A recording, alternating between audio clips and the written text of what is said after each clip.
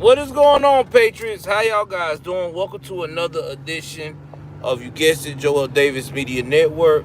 If it's your first time tuning in to the broadcast, do me a favor, hit the like button, hit the subscribe button, hit the notification bell up top. Please like and share. Please like and share. Guys, I want to say once again, I do apologize for not being on. It's been a crazy week this week. I have been working my ass off. All right. First things first, I've had to go out here and pull a double on my job. I also have been dealing with my wife not feeling well and doing school. So when you got all those things at one time, it's hard to also keep up with the YouTube current events like I normally do. But don't you worry, tonight I will be broadcasting. Yes, I'm being right. If anything doesn't go wrong tonight at about 8:45, I will be streaming. Now, I will be talking about everything that has gone down, all the way to the political news, what's going on with Fannie Willis now being subpoenaed by the Republican Party, and I will also, the House Republicans, and I will also go into detail about what to expect when it comes to all the things that are transpiring with the ongoing conflict that we're having in the Middle East and how people really feel. And what up, Maurice? Maurice, man, you had 70,000 followers, buddy. Hook your boy up. Tell him about me, man. Tell him about me on your community page, dog. Hook your boy up. I need some more followers. And we got to also collab too. So yeah, we definitely got to do that, Maurice. I'm also going to try to implement a little bit of the Martin Luther King shocking documentary that I normally do during MLK week. I haven't had a chance to do it this time around because I had so much going on with school. But don't you worry, it's coming back. I will be doing just that. Actually, I'm going to try to do that this weekend. I'm going to try to do some of my commentary of what I think about the whole MLK movement and how he fooled a lot of people. A lot of people don't like talking about this because it makes them feel very uneasy. But,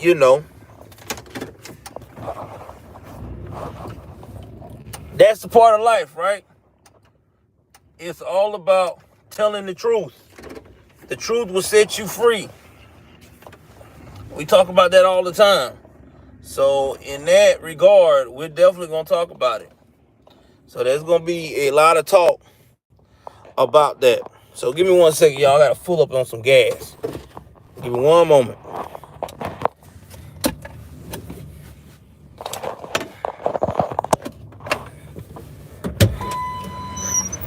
Go out here and get some gas, right? Deep in some of the things that I've been researching about MLK being a fraud, because I think it need to be talked about, because a lot of things that he has done just don't make a lot of sense. Okay? And what he stood for and why people are still acting like that Martin Luther King was a hero, and how we don't never embrace Malcolm X. I think it need to be a comparison about Malcolm X teaching versus MLK. And I'm not doing this because it's Black History Month. I'm doing this because people need to know the difference between the two. And why he was considered to be one of, like, Martin Luther, like Malcolm X has been always to me being considered one of the most underrated civil rights uh, movement leaders of all time. And let me tell you why. What's going on, Taylor? And I always say this because Malcolm X might have not wanted to support, probably did not support desegregation, but he did support the values of the American people. And those values were that black people take care of their own. And not to be fucked up and sound racist, but he was saying that as in a way of, listen, we have to continue to strive for excellence. Because I think Malcolm X saw the forest between the trees. I think he saw that once this desegregation thing got forced, that a lot of black Americans would fall by the wayside by their own hand. You get what I'm saying? And when I say fall by the wayside by their own hand, it's because we became more and more greedy. We became more and more dissatisfied. Every time we turn around, we wanted more. Well, here's the thing. You know, sometimes you got to know when to cut back and be happy with what you have. I think that at the end of the day, desegregation would have been a great thing for black Americans if we would have maintained the forest beyond the trees, like Malcolm X said. And I think that what happened. I think that's why now we got all of this victimhood, all of this I don't want to do right, I hate America, and all this bullshit running around. And I get so sick and tired of hearing about Black History Month is the only month we got Black History Month, and all the other months belongs to all these other races. That's bullshit. Okay? Especially they talking about white people got it 11 months a year. That's bullshit. Every month is Black History Month. Every fucking month is Black History Month. You know why? Because I guarantee you out there right here, right now, there is a black American doing something when it comes to history. Tell me if I'm wrong. I guarantee you as we go on through the year, there will be some black American that will do something that will be historical in the history books. Whether it's sports, whether it's politics, whether it's the Guinness Book of Records, I guarantee you there will be a black American making history. So this shit about Black History Month is only in February is horseshit. And here's another thing why I know that Malcolm X do not get appreciated enough when it comes to Black History Month is because Malcolm X always warned everyone that white liberals and Democrats only wanted one thing out of the black American people, and that is their support to get what they want, and then after they get it, fuck you. He said this way before anybody was on game about this ahead of time because he already seen it. He knew what it was. Not to mention, if you look at Malcolm X's history, when he converted to his religion, this is why I also have a lot of respect, way more respect for Malcolm X than I ever will Martin Luther King. Malcolm X stood on his principles. He wasn't out here saying, "Oh free at last and God is good," and then as soon as behind closed doors, he getting it on in threesomes and foursomes and getting all naughty with this, that, and the third, and being with starlets and shit like that. Malcolm X stood on principle.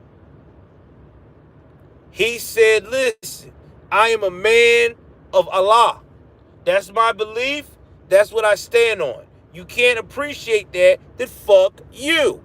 I appreciate that because he was a rare breed during that time. Because we got to remember, this is the time where a lot of black leaders were liars. He was during a time where a lot of black leaders were liars and were doing a whole lot of undercover shit. Real talk. And because of that, a lot of people couldn't stand Malcolm X because they knew that the rate that Malcolm X was going, Malcolm X would have made a difference, not only for black Americans. He would have made every American look deep within themselves and say, you know what? I need to work on me. Fuck this. I need to do what I need to do to work on my culture and to make sure that my culture realizes how important we are to the American people. That's what I respected about Malcolm X. But no one talks about that. When you hear about Malcolm X, all you're going to hear in the history books, he was a radical. By any means necessary, he was violent. No, not necessarily. He wasn't violent. He wasn't running around saying, okay, let's go ahead on and bust heads. You know, let's start having, Black Panther rallies, anything like that. He wasn't like that. He was just saying do for self. Do for your community. But at the same time, don't let nobody don't let nobody run over you. Don't let nobody tell you that you're not worthy to be here. Okay? Yes, we had slavery. Yes, slavery happened. But guess what? We're here now. And since we've been here and we're born here, we're Americans and we deserve the same damn opportunity. That's all he was saying. And I think that's what made everyone not like him. Because he wasn't on that rah-rah, kumbaya, playbook shit. Not to mention, Malcolm X understood about the war and protecting your own country. Unlike Martin Luther King, he didn't want war. And when I say he didn't want war, as in he didn't want, let me rephrase that. He didn't want to support war. He didn't want to support our country when it came to that. In his mind, our country was supposed to be a laydown, in a sense, of having people to want to come out and support. You got a lot of Americans who are very pro-America. They want to fight for their country. They want to, be all they can be. Martin Luther King teachers didn't support that. In his mind, you ain't supposed to be all you can be. You're supposed to basically say, no, I don't want to help my country. My country should stop doing war altogether. We should stop participating. We should start trying to defend ourselves. And if we do have to defend ourselves, we should take the bitch route out. But again, I'll talk about that more later. But anyway, guys, tonight, 8:45, I will try to do this show. Please like, share, subscribe.